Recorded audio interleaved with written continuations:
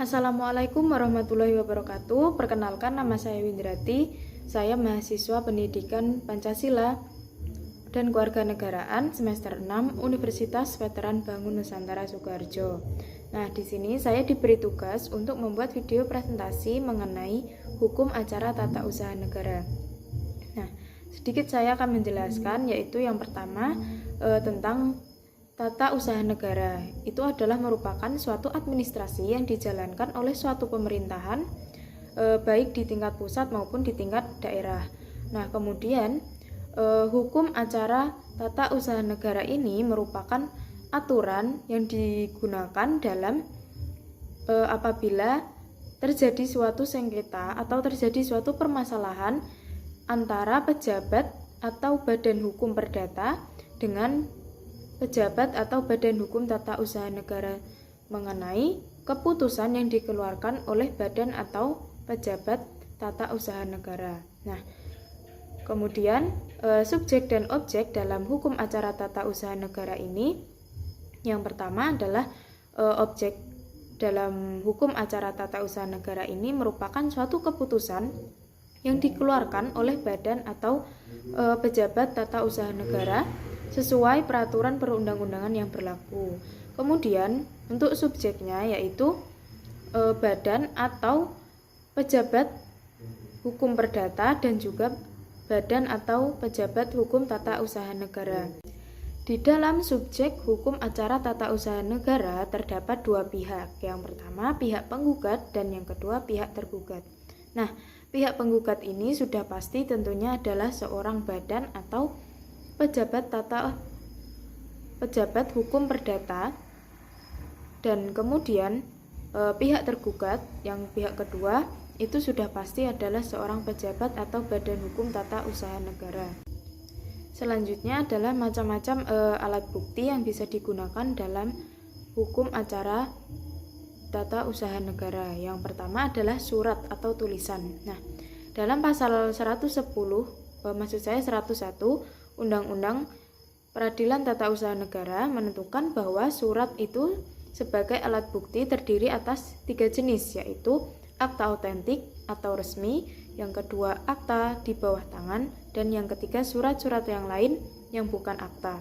Nah, akta autentik ini adalah surat yang dibuat atau di hadapan pejabat umum. Artinya, akta ini digunakan sebagai alat bukti tentang peristiwa atau peristiwa hukum yang tercantum di dalamnya. Nah, rumusan yang prinsipnya sama sudah diatur sebelumnya dalam pasal 1868 KUHP Perdata. Kemudian yang kedua, akta di bawah tangan yang tidak dibuat di hadapan pejabat umum dan tidak mempunyai kekuatan bukti yang sempurna. Nah, akta di bawah tangan yang mempunyai kekuatan pembuktian ini sebagai akta autentik sepanjang tanda tangan yang ada di dalamnya itu tidak dibantah. Nah, dengan tidak dibantahnya tanda tangan tersebut berarti pihak-pihak itu telah mengakui kebenaran yang ada di dalam akta tersebut. Nah, apabila ada yang menyangkal, maka harus membuktikan ketidakbenaran tanda tangan yang disangkal tersebut. Kemudian selanjutnya adalah surat lain yang bukan akta, yaitu surat yang dibuat dengan tujuan bukan untuk sebagai alat bukti, seperti berita-berita jabatan, surat dalam hubungan rumah tangga, telegram, dan lain-lain. Kemudian yang kedua yang dapat dijadikan alat bukti yaitu keterangan ahli. Nah, keterangan ahli ini merupakan hal yang cukup penting, yaitu pendapat orang yang diberikan di bawah sumpah dalam persidangan tentang hal-hal yang ia ketahui sesuai dengan pengalaman dan juga pengetahuannya. Selanjutnya, orang-orang yang dapat memberikan keterangan ahli ini adalah kecuali keluarga yang sedarah atau semenda menurut garis lurus ke atas atau ke bawah sampai derajat kedua dari salah satu pihak yang bersengketa. Yang kedua adalah istri atau suami sah salah seorang pihak yang bersengketa meskipun sudah bercerai. Yang ketiga adalah anak yang sudah berusia 17 tahun dan yang keempat adalah orang yang sakit ingatan. Selanjutnya yang ketiga yang dapat dijadikan alat bukti yaitu kesaksian saksi.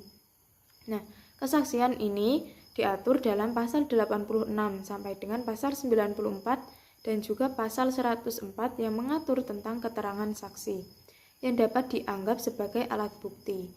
Nah, dalam pasal 104 ini menegaskan bahwa keterangan saksi ini dianggap sebagai alat bukti apabila keterangan itu berkenaan dengan hal-hal yang dialami, dilihat, atau didengar oleh saksi sendiri.